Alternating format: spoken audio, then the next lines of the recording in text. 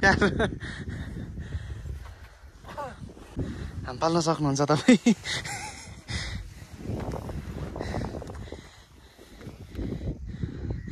हाम पालो हजुर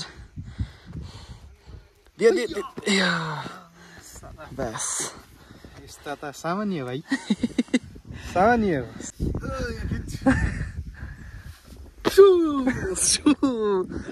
पछाडि जस्तो फ्ल्याट हेलो एभ्रिवान अनि मेरो अर्को भिडियोमा फेरि पनि तपाईँहरूलाई स्वागत गर्दछु र आज चाहिँ हामी हाम्रो सुमन प्लामी ब्रदर्ससँग हामी बयाङ बजार आएका छौँ किनभने आज अलिकति मौसम खुलेको छ यो भन्दा अगाडि चाहिँ एकदम बत्तर खत्तम मौसमै खुल्न एकदम गाह्रो भइरहेको थियो आज चाहिँ हामी यहाँ ठ्याक्क बयाङ बजार आइपुगेकोले गर्दाखेरि अब हामी एकलट चिया बगानहरू छ तर झोरघारी रहेछ होइन त्यही भए पनि एकचोटि यो परको डाँडासम्म गएर हेरौँ न त भनेर हामी चाहिँ हिँडेको छौँ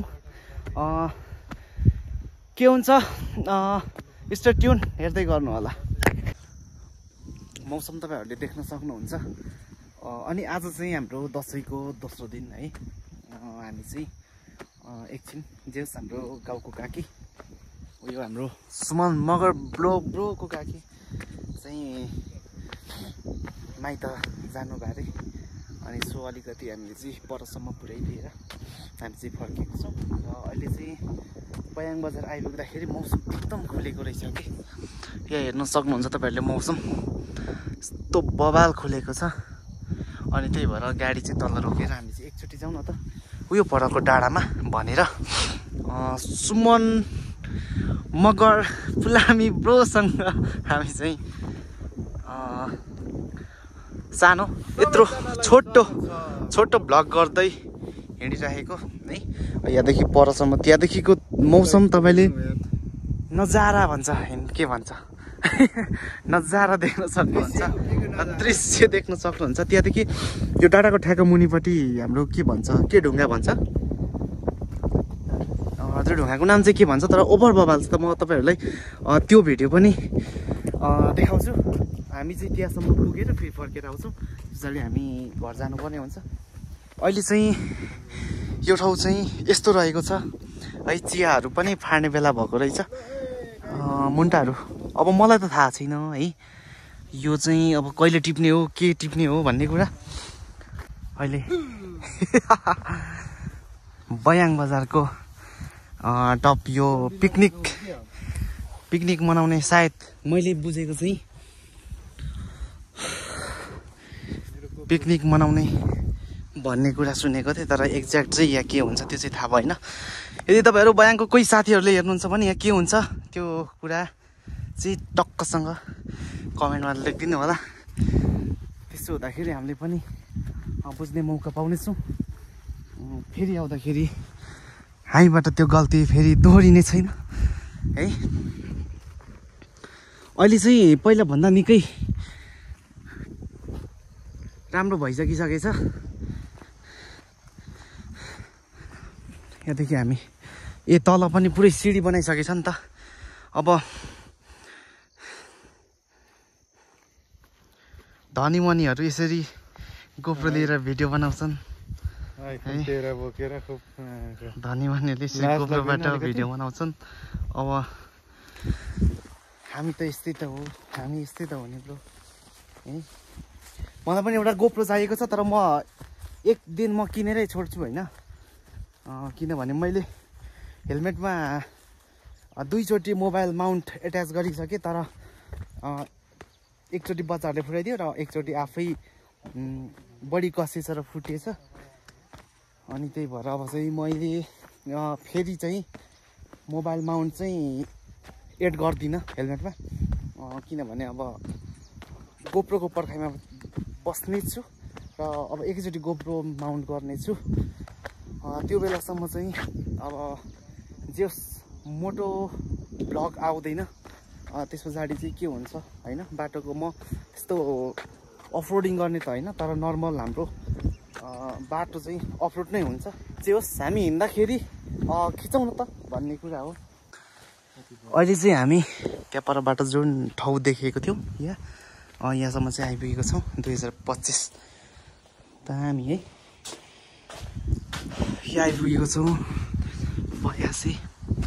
अनि हामी जाने भनेको चाहिँ यो तलको ढुङ्गा हो, तर पहिला यहाँदेखि नै बाटो थियो। अहिले यहाँदेखि सिडी बनाएको रहेछ। सिडी चाहिँ एकदम फोहोर भइसकिसकेछ, सफा गरेको छैन रहेछ है। त्यही पनि हामी यहाँबाट जाने बाटो ब्लक भइसकिसके पछाडि त हामी त्यही बाटो जानुपर्ने हुन्छ। जे होस् सिडी मात्र बनाएको, त्यस्तो प्लास्टर चाहिँ गरेको छैन।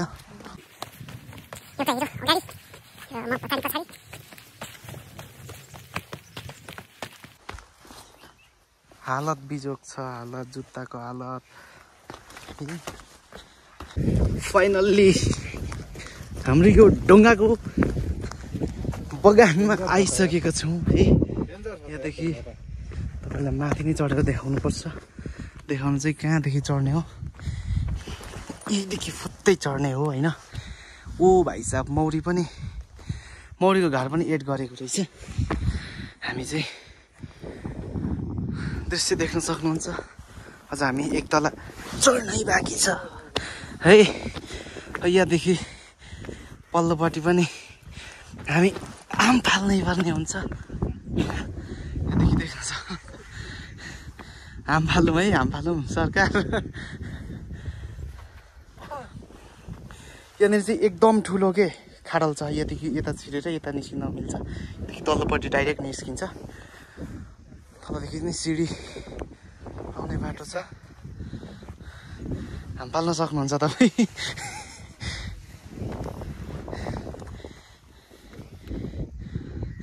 हाम फालो हजुर।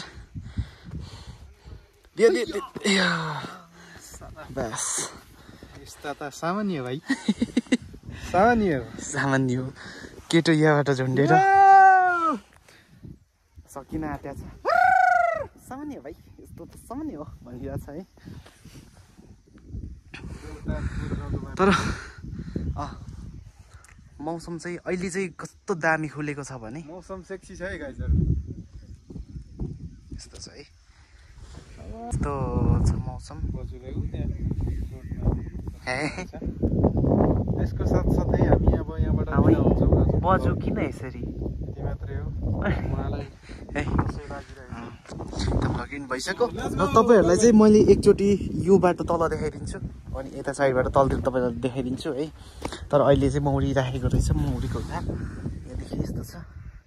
यहाँभित्र छिर्न मिल्छ। हामी हाम फाल्छु ल। यस्तो छ, यतिको डिस्टेन्स छ होइन। मोबाइलबाट त धेरै छैन रहेछ।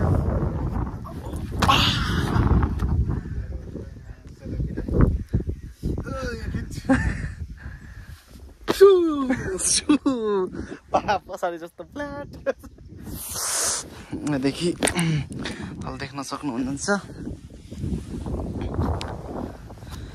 तपाईँलाई।